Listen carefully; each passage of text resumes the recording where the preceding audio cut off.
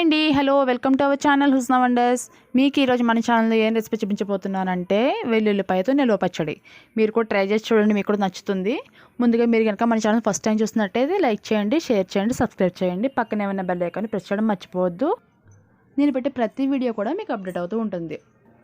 ఇక ఈ వెల్లుల్లి పచ్చడి చేసుకోవడం చాలామంది అవాయిడ్ చేస్తూ ఉంటారు, ఎందుకంటే వెల్లుల్లి స్మెల్ పడక.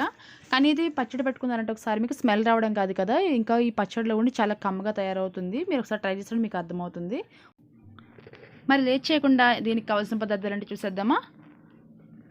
వెల్లుల్లిపాయలు 50 గ్రాములు పొట్టు తీసుకుని పెట్టుకోవాలి. 50 గ్రాములు ఆయిల్, 50 గ్రాములు చింతపండు వేడి నీళ్ళలో నానబెట్టుకోవాలండి ఒక 10 నిమిషాల పాటు. ఆవాలు మెంతులు వేయించుకొని పొడి చేసుకొని పెట్టుకోవాలి. ఉప్పు, కారం, పసుపు కావాలంటే అవాయిడ్ చేసుకోవచ్చు. పోపుకి కరివేపాకు, మినపప్పు, ఆవాలు, జీలకర్ర, ఎండుమిర్చి. ముందుగా 50 గ్రాముల చింతపండుని వేడి నీళ్ళు వేసుకొని నానబెట్టుకొని పిప్ప తీసుకొని పక్కన పెట్టుకోవాలి. కొద్దిగా వాటర్ వేసుకోండి, ఎక్కువ వేసుకోవద్దు. తర్వాత ఒక బాండీ పెట్టుకొని అందులో 1 టేబుల్ స్పూన్ మెంతులు, 1 టేబుల్ స్పూన్ ఆవాలు వేసుకొని దోరగా వేయించుకోవాలి. ఇది మాడితే టేస్ట్ మొత్తం పాడైపోతుంది, కొద్దిగా దోరగా అయితే సరిపోతుంది. మీకు ఈ పచ్చడి కనుక ఎక్కువ చేసుకోవాలనిపిస్తే 50 గ్రాములు కాకుండా ఎక్కువ చేసుకోవాలనుకుంటే డబల్ క్వాంటిటీ వేసుకుంటే సరిపోతుంది నేను చెప్పేవన్నీ. ఇలా ఫ్రై అయినాయి కదా, ఇట్లా అయిన తర్వాత ఒక మిక్సీ జార్లో వేసుకొని పౌడర్ చేసుకొని పక్కన పెట్టుకోండి. తర్వాత ఒక బాణలి తీసుకొని అందులో 50 గ్రాముల ఆయిల్ తీసుకున్నాం కదా, దాన్ని మొత్తం వేసుకుందాం, వేడి చేసుకుందాము. ఈ కొలతలు కూడా మీకు ఈజీగా ఉంటాయండి గుర్తుపెట్టుకోవడానికి. 50 గ్రాముల ఆయిల్, 50 గ్రాముల చింతపండు, 50 గ్రాముల వెల్లుల్లి, 3 ఈక్వల్ క్వాంటిటీలో ఉంటే మీకు పక్కాగా వస్తుంది టేస్ట్. వెల్లుల్లిపాయలు పొట్టు తీసుకుని పక్కన పెట్టుకున్నాం కదా, అందులో నేను చూపించినన్ని తీసుకొని పక్కన పెట్టేయండి, ఎందుకంటే ఇది పోపుకు ఉపయోగపడతాయి. ఇవి తీసి బ్యాలెన్స్ ఉన్నాయని వేసి వేయించుకుందాము. ఇవి ఎక్కువ మాడనివ్వద్దు, మీకు వేయించినప్పుడు చాలా కమ్మగా టేస్ట్ వస్తుంది. వెల్లుల్లిపాయ పొట్టు తీయడానికి చాలా కష్టం అవుతుంది, గోర్లు నొప్పి వచ్చి అట్లా మీరు అవాయిడ్ చేయొద్దు. ఇవి పెద్దవి తీసుకోండి, నా సలహా ఏంటంటే చిన్నవి తీసుకుంటే చాలా ఎక్కువ టైం పడుతుంది. మీకు పెద్దవి తీసుకున్నారంటే దాన్ని మీరు చిన్న ముక్కలైనా కట్ చేసుకోవచ్చు, మీకు వలవడానికి ఈజీగా ఉంటుంది. చిన్నవి అయితే చాలా టైం పడుతుంది. ఇలా వేయించుకున్నవి తీసుకొని పక్కన పెట్టుకోవాలి. దోరగా వచ్చాయి కదా, ఇలా పక్కన పెట్టుకోండి. తర్వాత ఒక బౌల్ తీసుకొని అందులో కారం 2 టేబుల్ స్పూన్లు వేసుకోండి. మీరు ఎక్కువ కారం తినేటట్లయితే ఎక్కువ వేసుకోవచ్చు. ఉప్పు 1 టేబుల్ స్పూన్, ఆవాలు మెంతి పొడి తీసుకున్నాం కదా, అది 1 టేబుల్ స్పూన్ వేసుకుందాము. తర్వాత చింతపండు గుజ్జు తీసుకున్నాం కదా, మొత్తం వేసుకుందాం. అదంతా మిక్స్ అయ్యేలాగా కలపాలి.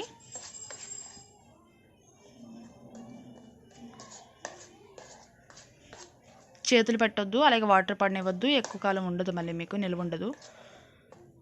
స్పూన్తో మిక్స్ చేసుకోండి. ఇందులో ఆయిల్ వేసుకోవాలి కొద్దిగా, పోపుకి ఉంచుకొని మిగిలిన ఆయిల్ దీంట్లో వేసుకోండి. ఆయిల్ వేసి మళ్ళీ మొత్తం కలిసేలాగా మిక్స్ చేసుకోవాలి.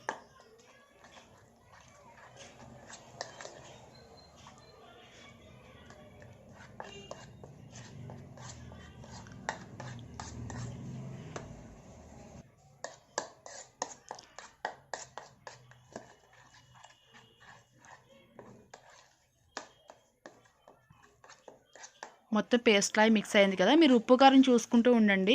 ఒకవేళ మీకు ఇప్పుడే సరిపోకపోతే మళ్ళీ వేసుకోండి.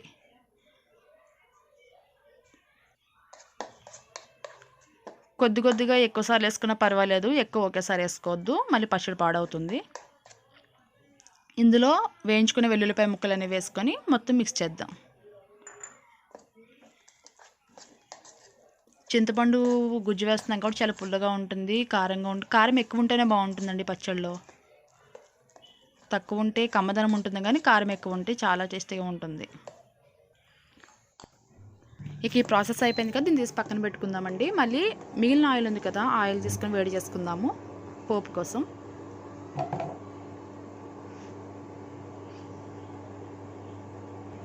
ఈ ఆయిల్ వేడైన తర్వాత ఇందాక మిగిలిన వెల్లుల్లిపాయలు ఉన్నాయి కదా, పోపు కోసం పక్కన పెట్టినవి, అవి వేసి వేయించుకుందాము. అందులో 1 టేబుల్ స్పూన్ మినపప్పు వేసుకోవాలి, కరకరలాడుతూ బాగుంటుంది. 1/2 టేబుల్ స్పూన్ జీలకర్ర, 1/2 టేబుల్ స్పూన్ ఆవాలు.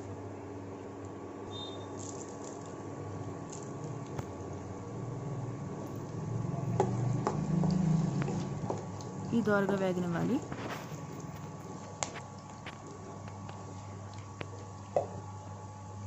ఇందులో కరివేపాకు, ఎండుమిర్చి ఒక 8 వరకు తీసుకోండి. కరివేపాకు, ఎండుమిర్చి ఎక్కువ ఉంటే బాగుంటుంది.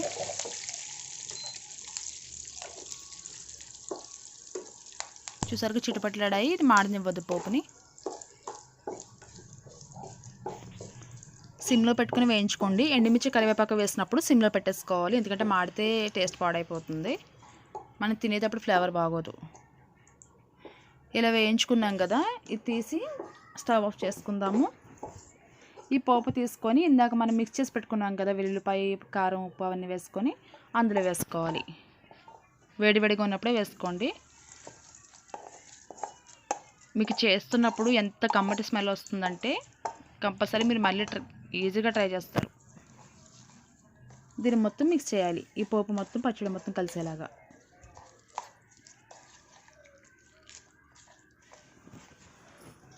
అంతేనండి, చాలా ఈజీగా చాలా టేస్టీగా వెల్లుల్లి పచ్చడి రెడీ అయిపోయింది.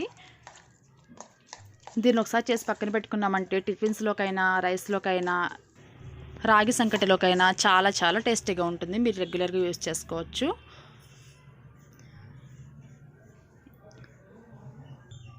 మీకు కూడా ఈ వీడియో నచ్చినట్లయితే మీరు కూడా ట్రై చేసి మీకు టేస్ట్ ఎలా వచ్చిందో నా కామెంట్ బాక్స్లో కామెంట్ చేసి చెప్పండి. నాకు కూడా చాలా సాటిస్ఫాక్షన్గా ఉంటుంది.